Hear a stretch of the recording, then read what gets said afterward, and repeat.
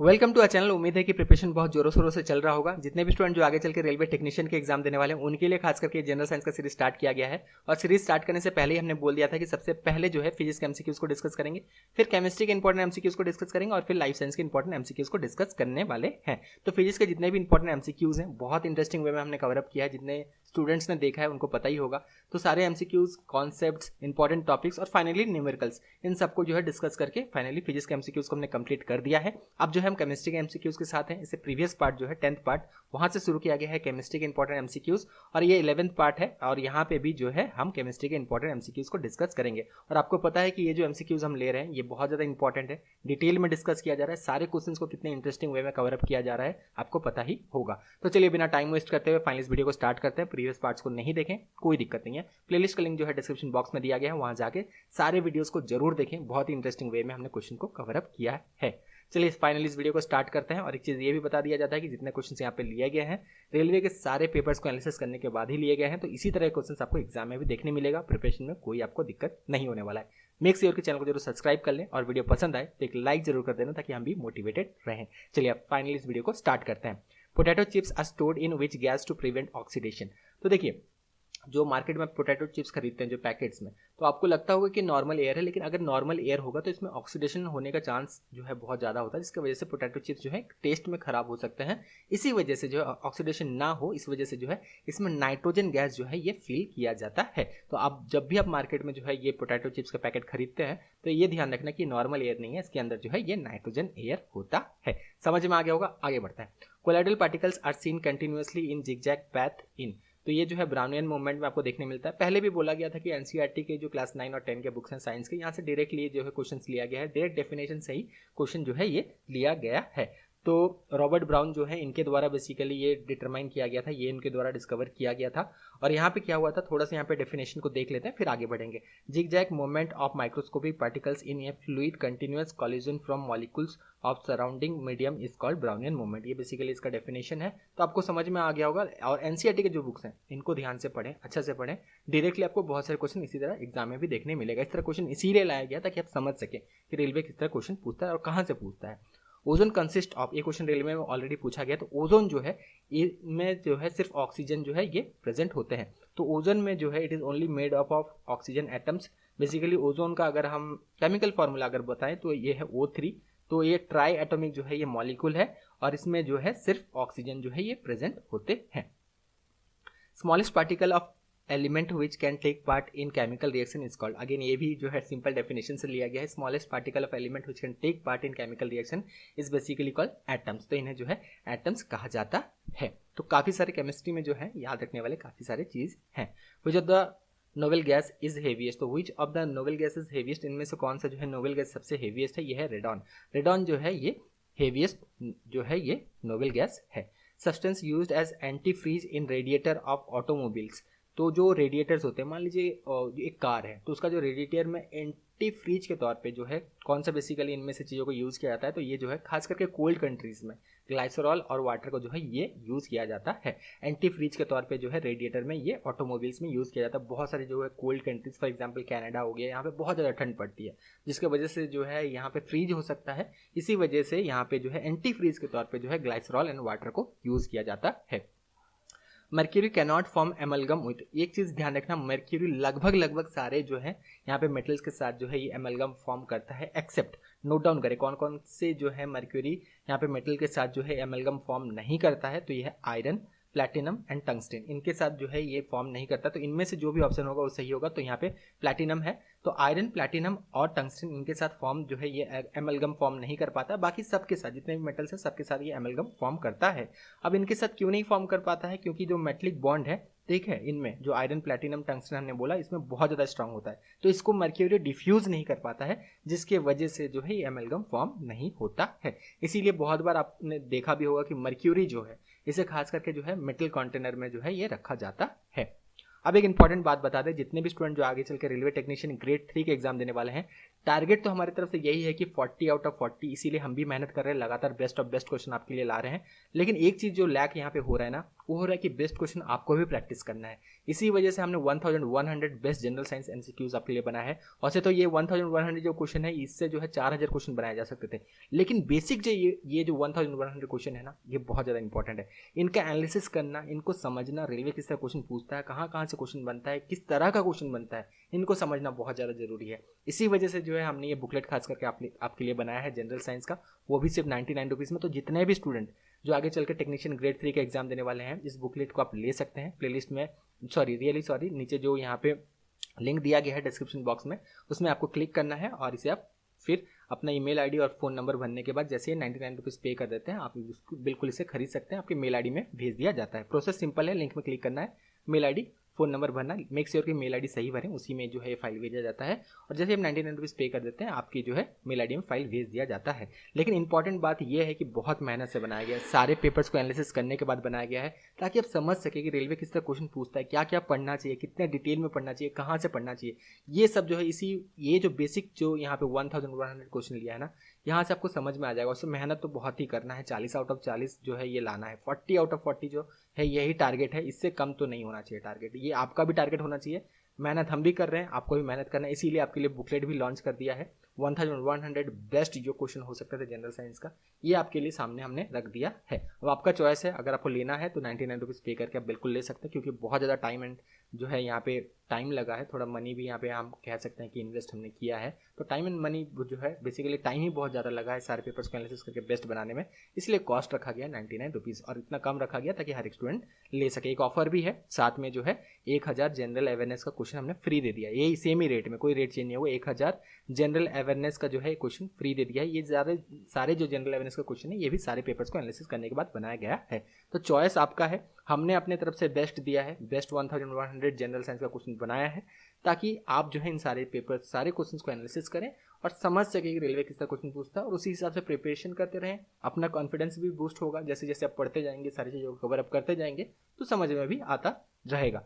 जितने स्टूडेंट नहीं ले सकते हैं, कोई ज़बरदस्ती नहीं है, सारे वीडियोस को आप देख लें प्लेलिस्ट में जाके, यहाँ के थ्रू भी आप जो है कवर अप कर सकते हैं। और बेहतर होगा कि सारे वीडियोस देख लेने से, सारे एक्सप्लेनेशन के साथ हम कर रहे हैं, क्योंकि जब आप बुकलेट ये खरीदेंगे तो यहाँ पे क्वेश्चन और उसका सही आंसर मार्क रहेगा। बाकी डिटेल में तो पढ़ना आपको है, लेकिन यहाँ पे हम पढ़ा भी रहे हैं, डिटेल में सारी चीज़ को एक्सप्लेन भी कर रहे हैं। लेकिन लेने से बेहतर होगा कि आप एनालिसिस कर सकते हैं सारे क्वेश्चन का। तो सब कुछ हमने डिटेल में बता दिया।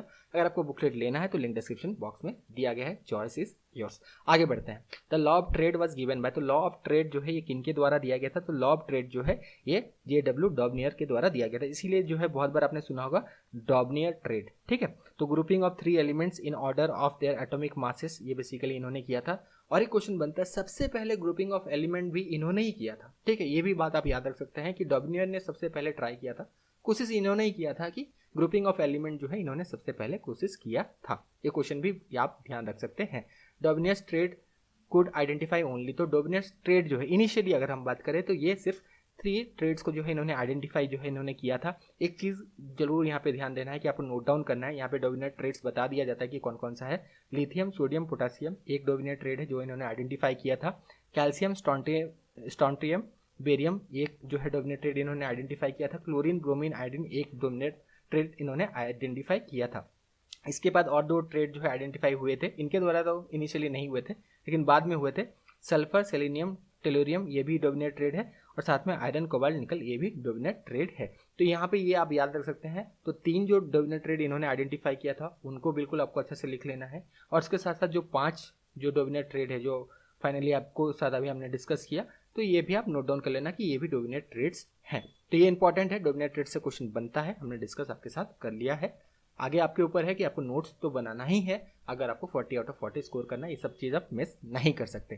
Catalyst is a substance which, तो कैटलिस्ट जो है ये क्या करता है, ये रेट ऑफ रिएक्शन को इंक्रीज कर देता है। रिएक्शन में कुछ चेंजेस नहीं लाता है, बट कैटलिस्ट जो है ये क्या करता है, रेट ऑफ रिएक्शन को जो है केमिकल रिएक्शन का जो है रेट को इंक्रीज कर देता है। Which are the following is olfactory indicator. Again olfactory indicator उनको हम कहते हैं जिनका जो है स्मेल वेरी करता है डिपेंडिंग अपॉन एसिडिक और बेसिक मीडियम।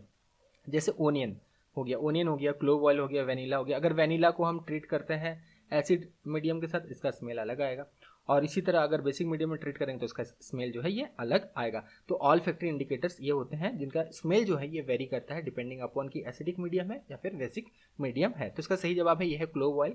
और भी याद रखना ऑल फैक्ट्री इंडिकेटर ओनियन है, वेनिला है, ये सारे जो है ऑल फैक्ट्री इंडिकेटर है। इसी तरह और एक क्वेश्चन बनता है, मान लीजिए एक पर्टिकुलर पर्सन, ठीक है, अगर ब्लाइंड पर्सन है तो कैसे आइडेंटिफाई करेगा कि पर्टिकुलर मीडियम जो है एसिडिक है या फिर बेसिक है। तो ऑल फैक्ट्री इंडिकेटर के थ्रू वो आइडेंटिफाई कर सकता है। अगर उसके पास ऑल फैक्ट्री इंडिकेटर है, क्लोव ऑयल है, ओनियन है या फिर वेनिला है, तो इसके थ्रू स्मेल के थ्रू जो है, क्योंकि इसमें स्मेल के थ्रू जो है ये आइडेंटिफाई किया जा सकता है। Isotope use for production of atomic energy. तो एटॉमिक एनर्जी प्रोड्यूस करने के लिए जो आइसोटोप यूज किया जाता है ये है यूरेनियम 235। नोट डाउन करना बहुत ज़्यादा इंपॉर्टेंट है, क्वेश्चन काफ़ी बार बना है, ठीक है। तो ये जो हमने अभी यूरेनियम का जो ये बेसिकली डिस्कस किया U235, ये जो है ओनली नेचुरली ऑकरिंग जो है फिजिबल आइसोटोप है and it can easily split and produce energy. इस वजह से जो है इस आइसोटोप को यूज किया जाता है for the production of atomic energy. Metal oxides are usually, तो मेटल ऑक्साइड्स अगर हम यूजुअली देखें they are basic in nature. इसी तरह और एक क्वेश्चन बनता है, नॉन मेटलिक जो ऑक्साइड्स होते हैं वो एसिडिक इन नेचर होते हैं। तो दोनों अलग अलग याद रखना है, मेटलिक जो ऑक्साइड्स होते हैं they are basic in nature, non metallic जो ऑक्साइड्स होते हैं they are acidic in nature. तो ये दोनों काफी बार क्वेश्चन बने हैं। According to Rutherford atomic model the electrons revolve around the nucleus in dash path. तो आपको पता होगा रदरफोर्ड जो है इन्होंने जो है गोल्ड फॉइल में जो एक्सपेरिमेंट किया था उसके बाद इन्होंने आइडेंटिफाई किया था कि सेंटर में जो है एक पॉजिटिव चार्ज है और इसके अराउंड जो है सर्कुलर पाथ में जो है ये इलेक्ट्रॉन जो है ये रिवॉल्व करते हैं। तो यहाँ पे जो न्यूक्लियस है इसके अराउंड सर्कुलर पाथ, ये याद रखना, यहाँ पे बहुत से स्टूडेंट गलत करते हैं, सही रखना यहाँ पे कि सर्कुलर पाथ में जो है ये रिवॉल्व करते हैं। तो जैसे ही गोल्ड फॉइल में इन्होंने ये एक्सपेरिमेंट किया था उसके बाद जो है इन्होंने ये कंक्लूजन दिया था बेसिकली कि एक पॉजिटिव चार्ज सेंटर में है जिसके अराउंड जो है यहाँ पे जो है इलेक्ट्रॉन्स सर्कुलर पाथ में रिवॉल्व करते हैं। इनसे पहले जो है जे थॉमसन ने कहा था कि इलेक्ट्रॉन एक बड़ा सा पॉजिटिव चार्ज है उसमें नेगेटिव चार्ज एम्बेडेड है, तो इनको जो है इन्होंने गलत प्रूव किया था। उम्मीद है आप समझ में आ गया होगा। All the 4 quantum numbers of 2 electrons in an atom are not the same, it was the law of. तो देखिए ये वाला क्वेश्चन थोड़ा सा जो है यहाँ पे आप कह सकते हैं कंट्रोवर्शियल हो सकता है, क्योंकि आप कहेंगे कि ये तो क्वेश्चन बेसिकली 10th स्टैंडर्ड तक नहीं है, लेकिन 10th स्टैंडर्ड्स का जो है ये क्वेश्चन से बाहर है। कभी कभी होता है एक्सेप्शनल केसेस में, कभी कभी रेलवे इस तरह क्वेश्चन डाल देता है, इसीलिए हमने भी अपने तरफ से डाल दिया है। रेलवे में अगर 40 क्वेश्चन से आपको 40 स्कोर करना है तो उम्मीद रखना कि एक क्वेश्चन कोई ना कोई शिफ्ट में जो है ये डाला जाता है, थोड़ा सा आपको दिक्कत देने के लिए डाला जाता है। या तो उसे छोड़ दें, 39 भी आप स्कोर करें तो उम्मीद करें कि 39 ही बेस्ट है, ठीक है। वो वैसे तो 40 आउट ऑफ 40 टारगेट है, लेकिन कभी कभी ये रेलवे करता है, ठीक है, कोई ना कोई क्वेश्चन ऐसा एक बना ही देता है जहाँ पे डिस्टर्ब आप हो सकता है। तो बेटर है उसे छोड़ दें, नेगेटिव मार्किंग ना करें। या फिर इस तरह का एक एग्जाम्पल हम आपको दे के यहाँ पे बता दे रहे हैं कि रेलवे इस तरह की चीजें पूछता है। तो ये जो है पॉली एक्सक्लूजन प्रिंसिपल है, बेसिकली ये स्टैंडर्ड 12 के बुक में जो है दिया गया है। All the 4 quantum numbers of 2 electrons in an atom are not same, ये लॉ जो है पॉली एक्सक्लूजन प्रिंसिपल के द्वारा दिया गया है। तो ये सारे प्रिंसिपल अगर एक बार हो सके तो पढ़ लेना, हुन्स रूल डेफिनेशन ही पढ़ लेना, कहीं से अगर क्वेश्चन बन जाए, हेंसबर्ग अनसर्टेनिटी प्रिंसिपल और साथ में पॉली एक्सक्लूजन प्रिंसिपल, ये तीनों का डेफिनेशन अगर पढ़ के रखते हैं तो भी अगर बाई चांस भी पूछ लिया गया लॉ के बारे में तो भी आप बता सकते हैं। वैसे जरूरी नहीं है, रिकमेंडेशन है। Tooth animal is made of तो टूथ एनिमल जो है ह्यूमन बॉडी में सबसे हार्डेस्ट जो सब्सटेंस है ये टूथ एनिमल ही है। और ये टूथ एनिमल जो है ये outer surface of the teeth है। तो टूथ एनिमल जो है किससे बना हुआ होता है, ये कैल्शियम फॉस्फेट से बना हुआ होता है। So option number 1 is correct. और ये याद रखना ह्यूमन बॉडी में सबसे स्ट्रॉन्गेस्ट जो सब्सटेंस है यही है टूथ एनिमल, जो कि आउटर लेयर है टीथ का, ठीक है। हमारे जो टीथ है इसका कवरिंग है, आउटर कवरिंग है। Commercial nitric acid has a brown colour due to dissolve. तो कमर्शियल जो नाइट्रिक एसिड है ये ब्राउन कलर का होता है due to dissolve nitrous dioxide, इसी वजह से जो है ये ब्राउन कलर का होता है। डीनेचर्ड अल्कोहल इज, तो डीनेचर्ड अल्कोहल जो है ये बेसिकली अगर देखें तो इथाइल अल्कोहल ही होता है। लेकिन इथाइल अल्कोहल आपको पहले ही हमने बताया था प्रीवियस वीडियो अगर आपने देखा होगा पार्ट 10 में, कि ये जो है अल्कोहलिक बेवरेज में यूज किया जाता है, तो इसी वजह से इसे डीनेचर्ड बनाया जाता है ताकि इसे पिया ना जा सके, ठीक है। इसका जो है टेस्ट को खराब कर दिया जाता है कुछ इस तरह के जो है एडिटिव्स मिला के, फॉर एग्जांपल बेंजीन मिला दिया जाता है, गैसोलीन, एसीटोन, ठीक है, आइसोप्रोपाइल अल्कोहल, इनको मिला के जो है ये डीनेचर्ड कर दिया जाता है ताकि इनको कंज्यूम ना किया जा सके, टेस्ट बहुत ज़्यादा खराब हो जाता है, ठीक है, या फिर स्मेल बहुत ज़्यादा खराब कर दिया जाता है, यही है डीनेचर्ड अल्कोहल। और डीनेचर्ड अल्कोहल जो है ये बेसिकली इथाइल अल्कोहल ही होता है। अगर इथाइल अल्कोहल होगा, इसे जो है ऑब्वियसली अल्कोहलिक बेवरेज में यूज किया जाता है, तो मे भी कोई इसे कंज्यूम कर सकता है, इसीलिए इसे डीनेचर्ड कर दिया जाता है। Which on the of the following is border line element, तो इनमें से कौन सा जो है ये बॉर्डर लाइन जो है एलिमेंट है। बॉर्डर लाइन एलिमेंट जो है मेटलॉइड्स को ही बॉर्डर लाइन एलिमेंट्स कहा जाता है, तो इसका सही जवाब है टेलरियम। बाकी नाम आप याद रखें, boron, silicon, germanium, arsenic, antimony, tellurium, ठीक है, ये सारे जो है ये बॉर्डर लाइन एलिमेंट्स हैं। What is the valency of helium, again बहुत सारे स्टूडेंट यहाँ पे कंफ्यूज होते हैं, ठीक है। तो वैलेंसी ऑफ हीलियम इज 0, ये तो आप याद ही रख लें क्योंकि ये एक्सेप्शनल इक्वेशन है जो कि बार बार बनता है और बार बार यहाँ पे हमने देखा है कि स्टूडेंट कंफ्यूज होते हैं। तो वैलेंसी ऑफ हीलियम जो है ये 0 क्यों है, क्योंकि आपको पता है कि जो हीलियम है इसमें जो है सिर्फ एक ही सेल है, के सेल, और ये भी जो है फुली ऑक्यूपाइड है, इसमें भी 2 इलेक्ट्रॉन होता है। और ऑलरेडी क्योंकि ये कंप्लीट है, अगर हम देखें कि के सेल जो है इसमें 2 ही इलेक्ट्रॉन की जगह है और ऑलरेडी हीलियम जो है ये ऑलरेडी जो है 2 सेल्स को पूरा ही फिलअप कर देता है, तो ये जो है ना इधर ये इलेक्ट्रॉन शेयर कर सकता है ना ही जो है ये लूज कर सकता है वैलेंस सेल से, इसी वजह से कंसीडर किया जाता है इसका वैलेंसी 0। तो ये बिल्कुल आपको ध्यान रखना है, हीलियम का जो वैलेंसी है ये 0 होता है। वैसे आपने पढ़ा होगा कि वैलेंसी जो है आउटर मोस्ट सेल में जितना भी इलेक्ट्रॉन्स होते हैं वही बेसिकली जो है अगर आप देखें जनरल टर्म में तो इसे वैलेंसी कहा जाता है, लेकिन हीलियम के टर्म में यहाँ से थोड़ा सा जो है डिफरेंस है क्योंकि इसका जो है के सेल पूरा फील्ड है और ना ही ये डोनेट कर सकता है ना ही ये लूज कर सकता है, तो कंसिडर किया जाता है कि हीलियम का जो वैलेंसी है ये 0 है। Which gas is most soluble in water, तो कौन सा गैस जो है ये मोस्ट सॉल्युबल है इन वाटर, तो इसका जो सही जवाब है ये है एमोनिया। एमोनिया जो है ये बहुत ज़्यादा सॉल्युबल होता है। एमोनिया वैसे तो अगर आप देखिए पोलर इन नेचर भी होता है और एमोनिया जो है इसमें जो है नाइट्रोजन एटम्स होता है, it makes hydrogen bond with water, this result in high solubility of ammonia. तो ये याद रखना, एमोनिया जो है it is most soluble with water. इनमें से जो ऑप्शन में अगर हम देखें, अगर गैस में भी देखें तो एमोनिया सबसे ज़्यादा जो है ये सॉल्युबल होता है।